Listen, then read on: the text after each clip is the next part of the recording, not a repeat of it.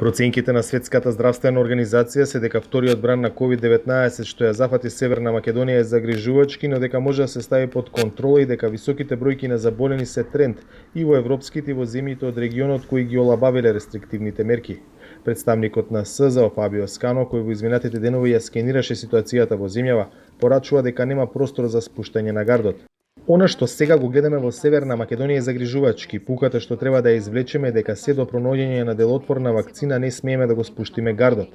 Дејствата што ќе се преземат деновива, но и во неделите месеците што предстојат ќе бидат критично важни за да се спречат нови случаи на заразени и да се спасат нови животи. Она што го гледаме во светот покажува дека вирусот нема набрзо да се замине. Напротив, забрзо не се шири и затоа треба да направиме се што е потребно да се спротивставиме и да бидеме чекор пред него.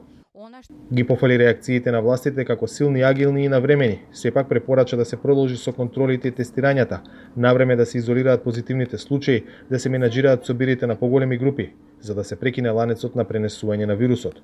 Клучно според Скано е и населението да соработува. Министерот за здравство предупреди дека овој бран е посилен од првиот и дека граѓаните мора да се придржуваат до мерките на предпазливост. Нашиот здравствен систем во овој момент е целосно прилагоден кон новата состојба. Секојдневно ја следиме состојбата на болничките капацитети, на медицинскиот кадар и на дневна основа. По потреба правиме и прилагодување, ротации на здравствените работници со цел да одговориме на овој предизвик.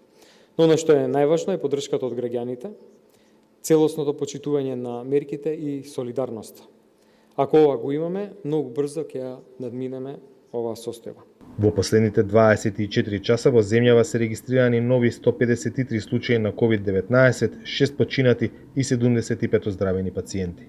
За Гласот на Америка, од Скопје, Владимир Мирчевски.